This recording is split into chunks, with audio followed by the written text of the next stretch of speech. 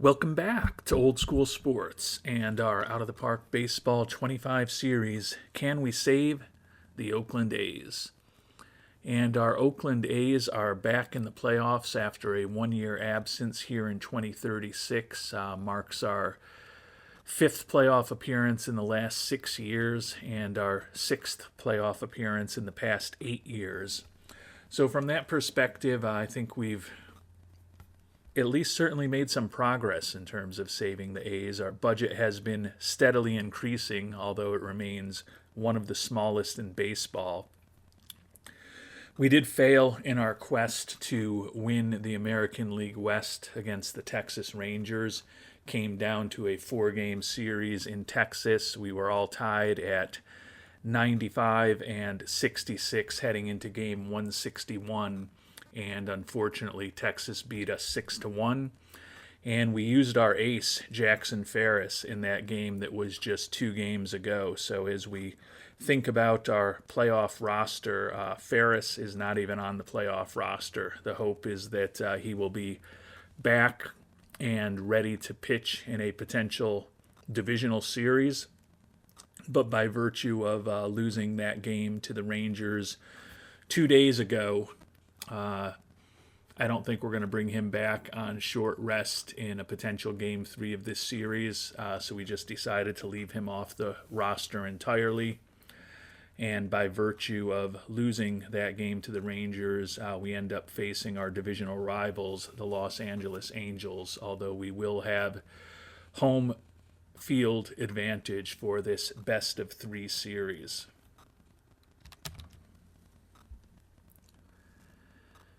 And as we think about our lineups for this 3-game series, we are going to have Colt Keith as our third baseman. He only hit .211 in 57 at-bats for us, had some injury issues. But he's going to play third against right-handed pitching. Rodney Mesidor, who hit .283 for us with 58 ribbies and 399 at-bats, will be our third baseman against left-handed pitching. As it turns out, the first 2 games of this series are both going to be against lefties. So Colt Keith, the longtime member of this Oakland A's team that we traded for near the trade deadline this year, is likely going to be a pinch hitter off the bench for the first couple games of this series. Sergio Palomares, the solid defensive center fielder who we brought up late in the season, is kind of the new addition to the roster. Otherwise, it's all pretty familiar names, but Palomares makes the team since we are going down to a 12-man pitching staff.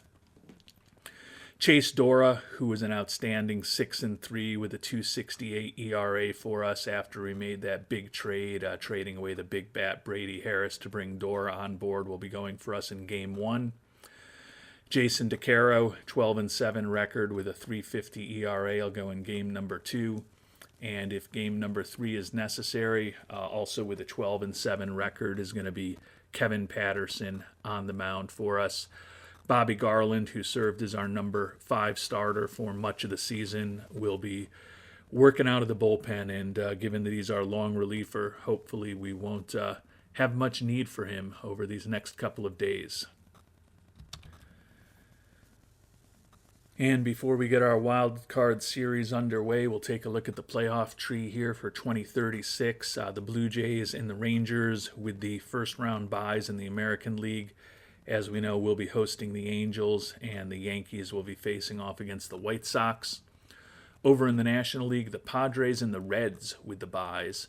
NL West matchup between the Nationals and the Braves in one Wildcard round. And the Giants will be facing off against the Phillies in the other wild card series in the National League. As I mentioned, we're going to be facing a lefty in the first game, and that lefty is Alan Walling. You may remember him, a guy who was picked out of the University of Southern Indiana, 8th overall in 2028, was a college pitcher that if he had fallen far enough for us to be able to pick him up, he was on our short list of prospects, and the lefty has become a pretty solid major league pitcher.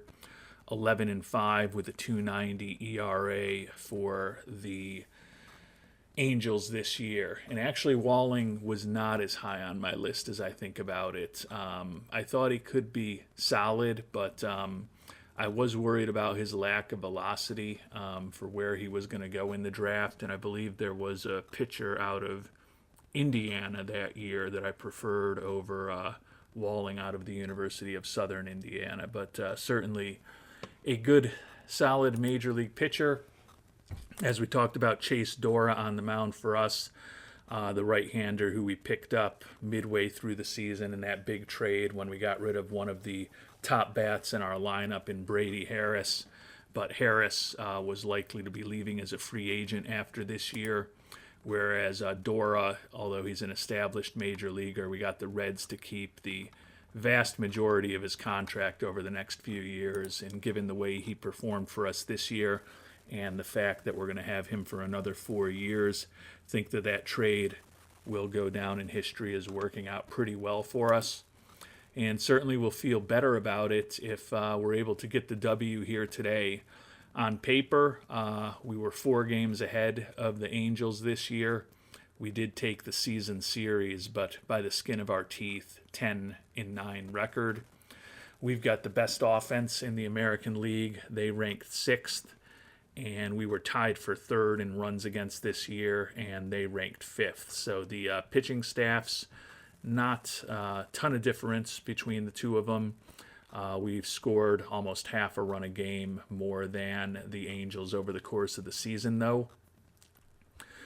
But it all comes down to these Wildcard series. Looks like Brian Rincon is still with the Angels. Our former shortstop hit just a $192 this year after we let him go several years ago. Estuary Ruiz, another former member of our squad, also on the Los Angeles Angels. Hopefully this will end up being a long episode with a lot of playoff action. Could end up being a long episode with very little playoff action, though, if we get knocked out 2 straight games and have to turn to our season-ending review to fill some of the time here. Positively for us, the Angels were an absolutely awful road team this year, just a 31-50 record, and we were 54-27 at home. So although we are down our ace for this series, felt it made sense to try to win the division and get the first round bye, and unfortunately we came up just 1 game short. But now's our opportunity to hopefully at least guide this team back into the ALDS. Game number 1, Walling and Dora on the mound, and we're already down 3-1. That's the issue with these wildcard series. Valks gets the win in relief. Orozco, a guy who we've had our eye on, but his trade price has just been exorbitant over the last few years, gets the save. Taking a look at the box score, we jumped out to a 1-0 lead on a run-scoring single by the catcher Ackley. Unfortunately, they bounced back with a run in the 4th and then 2 in the 5th to take the lead. And that was all she wrote for our Oakland Athletics. Only 6 hits on the day. Uresti batting leadoff with a couple of them. Mesidor playing third base does have a hit. Only drew 1 walk. Dora was not great, wasn't horrible. 5 hits, 3 runs, all earned. Did walk 4 and only strike out 2, so definitely not a good performance. Valks with the win in relief. Walling only went 4 innings and 65 pitches. Wonder if he got banged up. Doesn't look like it. Wonder why they took him out after just 65 pitches. He's got decent stamina, but they won the game, and they have us facing potential elimination here. Doug Weiss, the stopper, did come on and allow just 1 hit and 1 strikeout over the final 3 innings through 26 pitches, so he may not be available to go very long tomorrow, but he did his best to keep us close in the final innings of the game. Unfortunately, the offense did not do much of anything for us today. And after being bounced 2-0 in a wild card series, 2 years ago, the last time we made the playoffs. We're just one game away from another 2-0 exit. So hopefully that won't be the way things work out. But we're going to need to win 2 in a row to move on to the American League Division Series. And unfortunately, season that we've got pretty high expectations for could be coming to a very quick end here. Mentioned Jason DeCaro going to be on the mound for us, 12-7 this year. He's been a good, solid starter for us over the years. 3.1 WAR this year. Certainly not a dominant pitcher, but a guy who we count on to give us a respectable performance. Jesus Pagan on the mound for the Angels. The 23-year-old was an IAFA signing 6.5 years ago, and he was 10-7 with a 3.62 ERA. He is a righty, so I think they've changed the order. Actually, he pitched 21 pitches just 3 days ago, so maybe they're just going to use him as a opener or something. But when I had looked at the schedule before, they were going to go with the lefty Narvaez in game number 2, but I guess they have.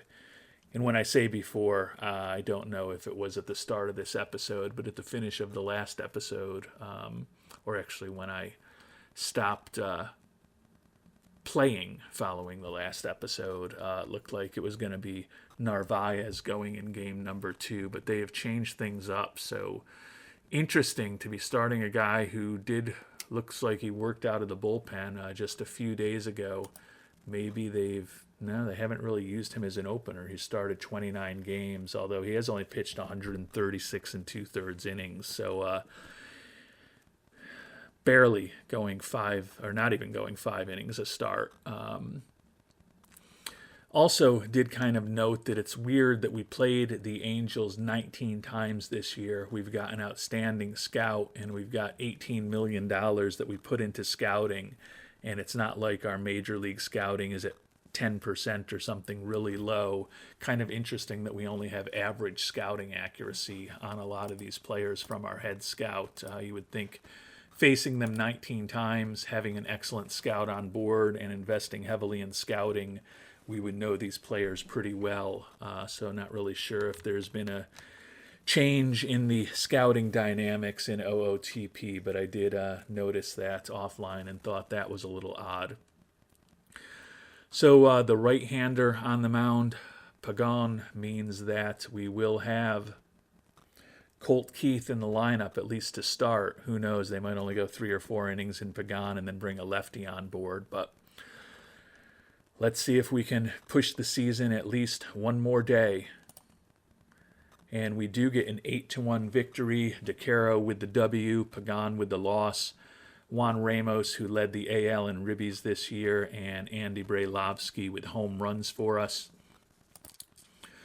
So at least we avoid being swept. 5-run third inning, run-scoring single from Colt Keith, so that's nice to see. And the Brailovsky home run was a grand slam. So we opened up things there. Ramos added a 2-run homer in the 5th, added an insurance run in the 8th, so a relatively easy 8-1 victory for our Oakland A's here in game number 2. 3 hits from Ramos, 3 for 4 with 2 runs and a ribby from Keith. So a nice performance from the playoff veteran there. Also got a couple hits from Toribio in the leadoff spot. DeCaro, unearned run was all he allowed. Looks like an error by our second baseman Alejandro Landin. Curtis and Sterling combined for 3 2/3 innings of 1-hit relief. Pagan just went 2 innings. White, Perry, and Tello all allowed runs in relief as well. So a nice bounce back for our Oakland A's here in game number 2. And so now it is put up or shut up time for both the Angels and the A's. On paper, we are the better team, as we've talked about. A little better pitching, a little better offense. Won the season series. Better at home, and they're really rough on the road. And We also were ahead of them by 4 games in the division when all was said and done. So certainly think that we should get the job done here today. But anytime it is just a one-run game, you never know. The lefty Narvaez on the mound, 26-year-old, 14-12 with a 4.86 ERA this year, but really good stuff, above average movement and decent control to go with his 3-pitch arsenal. So certainly a good solid pitcher on the mound for the Angels. We've got Kevin Patterson, average stuff, average control, slightly above average movement, 12-7 with a 4.24 ERA this year. Does have a 5-pitch arsenal, not that his curve and his sinker are incredibly intimidating. Honestly, on paper, I think the pitching matchup, if I'm being completely honest, favors them slightly. But hopefully we will be able to score enough runs against Narvaez and hopefully the Angels bullpen to guide our Oakland Athletics into the divisional series. Looks like the White Sox have already moved on. The Braves and the Phillies with 1-0 leads over in the National League. And we do get a win, so we're heading to the division series. Patterson with the W, Narvaez with the loss, Camanio Banner with the save. Got a home run from the shortstop Andy Toribio, and he is also named the Wildcard Series MVP. So after a tough loss in Game 1, the A's bounce back, dig deep. Any other kind of trite expression I can throw on top of this to describe the fact that we did win the final 2 games of this series to push ourselves into the ALDS for the first time in 3 years. Taking a look at the box score, we jumped out with runs in the second and the third, 4 in the fifth, 2-run single by Toribio, the big hit there. They then scored 5 in the seventh to close the gap to 6-1. Grand slam by Roller off of Levi Sterling. Zell with a double off of Weiss. But we hung on to win it. Toribio 545 in the series with a homer, 5 ribbies, and 3 runs scored. Mesidor 2 for 4, so thus far the third base platoon has been reasonably productive in every game. 2 hits also from Ramos with a couple of ribbies, and Toribio, of course, with the big game. Uresti and Ackley with the only other hits. Patterson with a quality start for us, 2 runs, 2 hits, 3 walks, and 7 strikeouts over 6 innings. Sterling gave up the big home run there, that grand slam. 2 of those runs were Patterson's, and then 2 of them were his. But Weiss with the hold and O'Banner with the save. And our Oakland Athletics are on to the American League Division Series. So taking a look at the division series, we'll be going up against the best team in the American League, the Toronto Blue Jays, the White Sox visiting the Texas Rangers. The Braves, who took out the Nationals 2-1, will face the Padres. And then the Phillies, who swept the Giants, will get the Cincinnati Reds. We have made only one change to our playoff roster, as you might expect. It involves adding our ace, Jackson Ferris, back onto the roster, and he'll be our starter in game number 1. Mike Curtis got yanked. He had a 4.85 ERA this year over 29 2/3 innings. The fan favorite is a guy we picked up in a trade about closing in on 2 years ago at this point. Honestly, been somewhat disappointed with how he's performed for us at the major league level. And when I looked at the pitching staff and how everyone had performed this year, Scow Curtis is the guy who gets left off of the playoff roster because obviously we're bringing Jackson Ferris back. And despite the fact that we had to scramble a bit because we used our ace in game 162 of the regular season, we're now kind of set up the way that we'd like to be with Ferris, Dora, DeCaro, and Patterson as our 4-man rotation. As we talked about earlier, Bobby Garland hopefully will be useful to us out of our bullpen. 4 lefties and 4 righties in the bullpen now, with Curtis being off of the playoff roster here for the divisional series against the Blue Jays. And as we mentioned, Toronto at 96 and 66, the first seed in the American League. You can see how tight that battle was at the end and why we were trying so hard to win game 162, because we were only a game behind the Blue Jays in the standings, but ended up finishing second in our division and having to play in a Wildcard series. They had our number this year. They went 5-2 against us. Interesting here because it's the best offense in the American League with our 884 runs against the best pitching staff in the American League, as the Blue Jays allowed just 623 runs this year. They were 5th in the league in scoring. We were tied for 3rd in the league in runs against. So 2 very high-quality teams will be meeting here. A couple of 17-5 pitchers. We've talked about the lefty Ferris. He tied for the league lead in games started for a second straight year. Led the league in strikeouts per 9 innings with 232 over the 181 innings that he pitched. He has been a big-time pitcher for us since we picked him up in a trade with the Giants 8 years ago at this point, and ended up signing him to a pretty expensive extension. He's the guy that we have invested the most in potential free agents among our players over the years. I guess you could say the same thing about Colt Keith, but we did eventually move on from Keith, although he's back with us now. Ferris has been us for 8 years now, and still 2 years remaining on that 5-year, $110 million deal that we gave him 3 years ago. So hoping the veteran lefty delivers a good performance for us. We're going against a good pitcher, though. Tim Basnight is a 30-year-old, as we talked about, 17-5 for Toronto this year with a league best 2.64 ERA, a WAR of close to 5.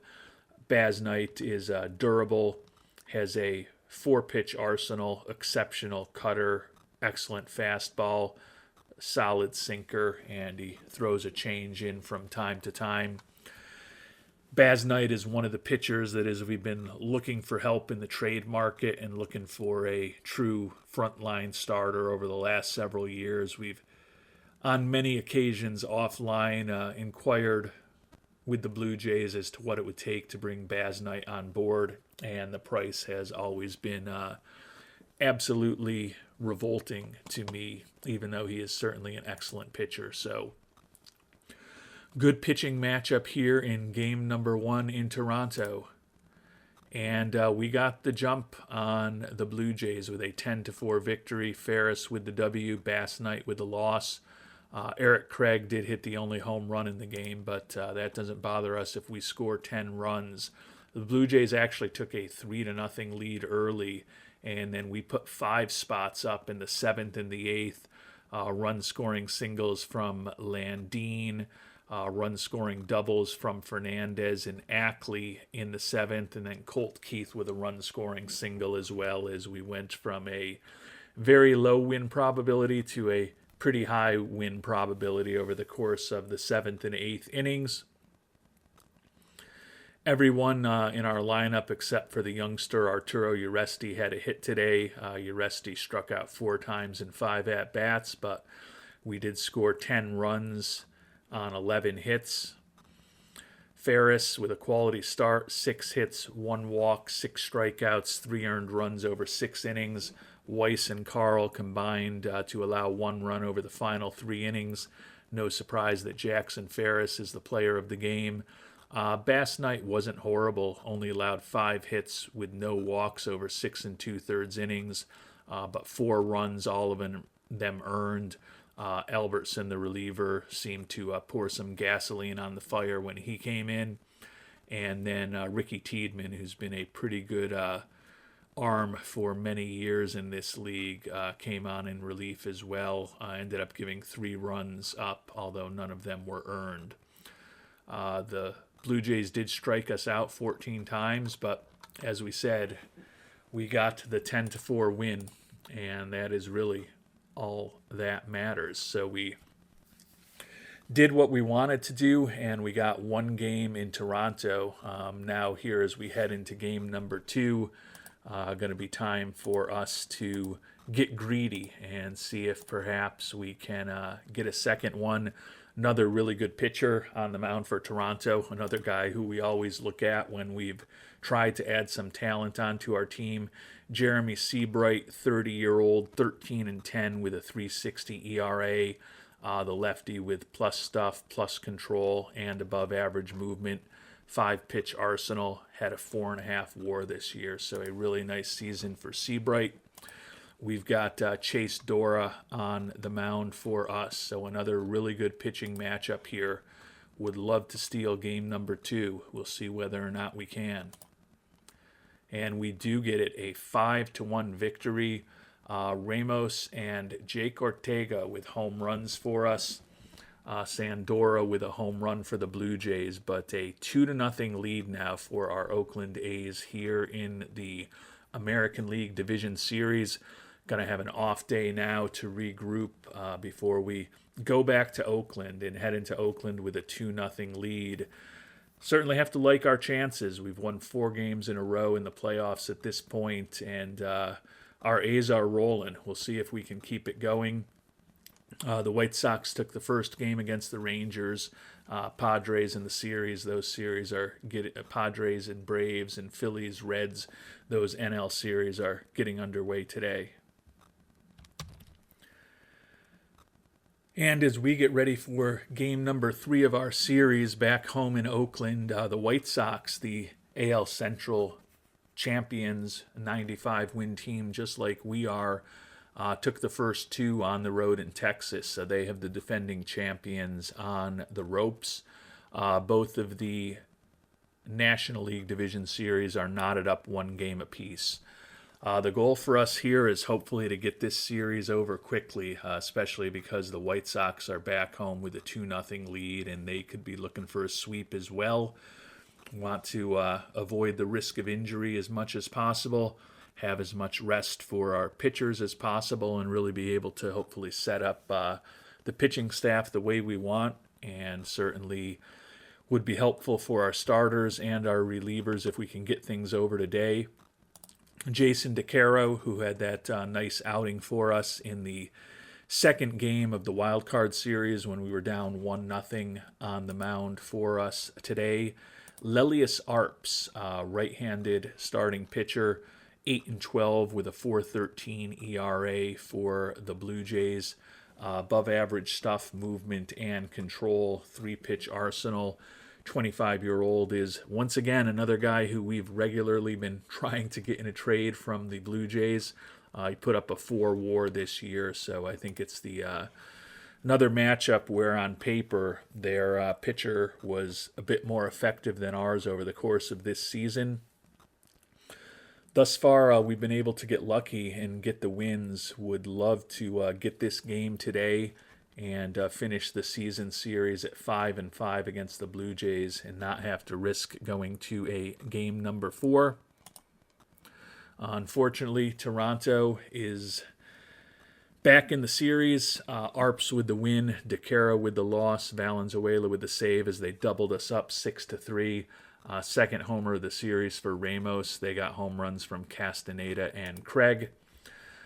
We bounced out to a good start with 2 runs in the bottom of the first, 2-run homer from Ramos. After that, though, 6 straight runs by the Blue Jays before we got 1 in the bottom of the 9th to close the deficit from 6-2 to 6-3. Only 6 hits on the day for our Oakland A's. We allowed 7, but they certainly made them count, having couple of doubles and a couple of home runs certainly helped them, although we had 3 doubles today and a homer, so we got some extra base hits too. DeCaro, 4 hits, a walk, and 4 strikeouts over 5 innings, allowed 3 runs. Scholl gave us a scoreless inning of relief. Unfortunately, Weiss and Cope both did give up runs in relief, and given that we ended up scoring 3, the fact that our relievers allowed 3 in the 6-3 loss is certainly not optimal. Lelius Arps, 4 hits, 2 walks, 5 strikeouts over 5 1/3 innings.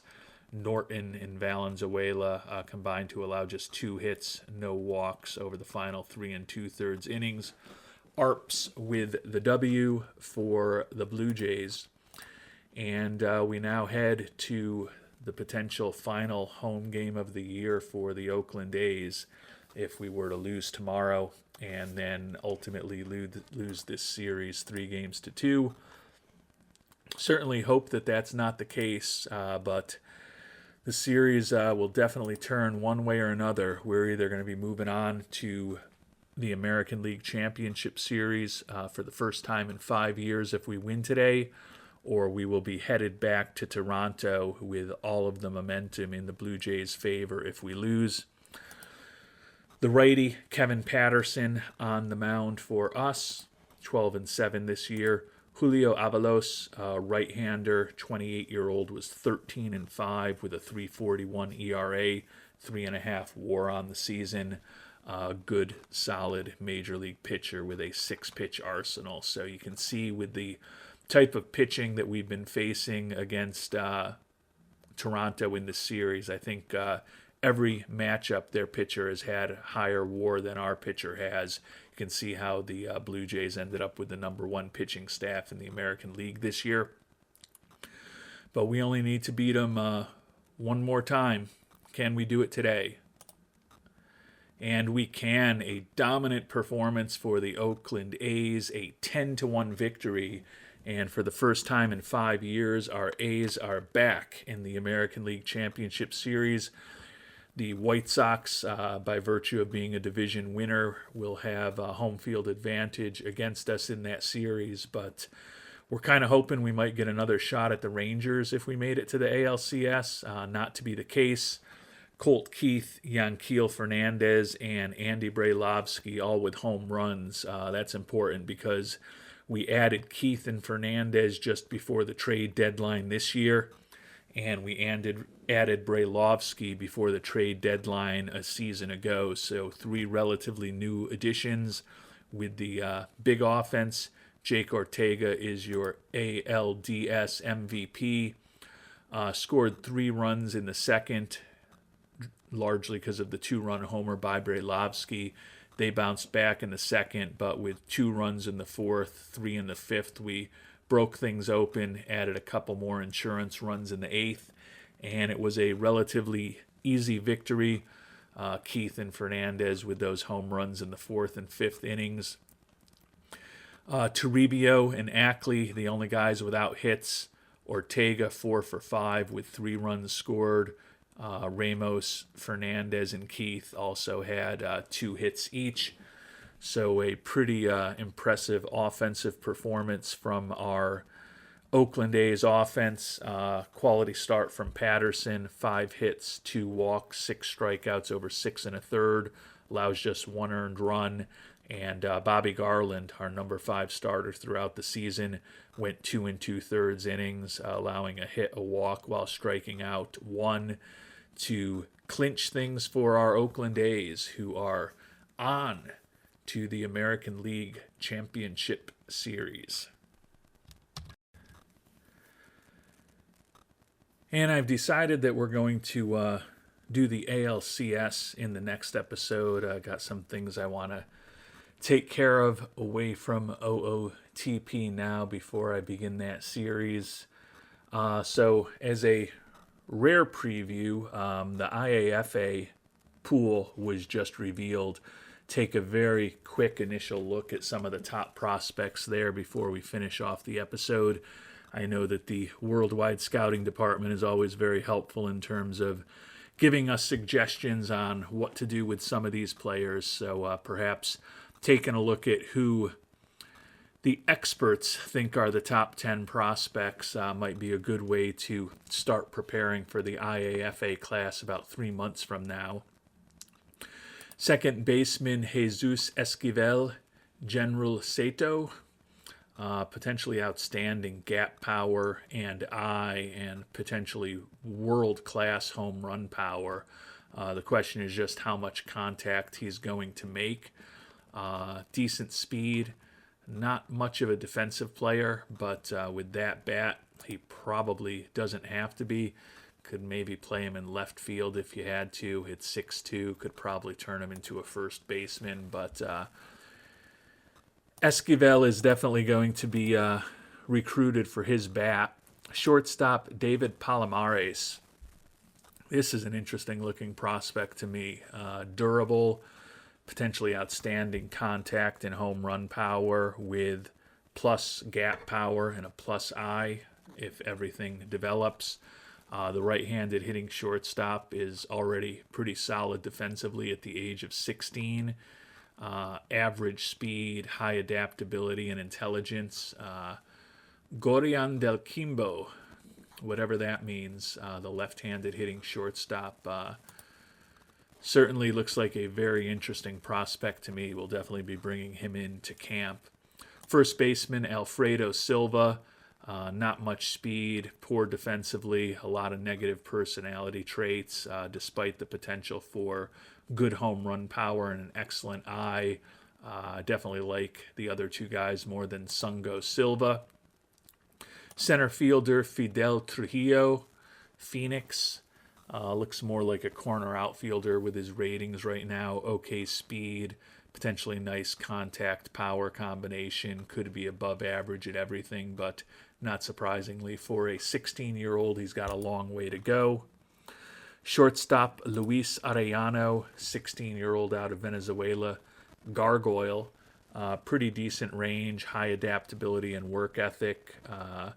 Potentially a pretty interesting bat for a middle infielder. I think I like the other shortstop a little more than Arellano. Talking about Palomares, but they're both certainly interesting prospects.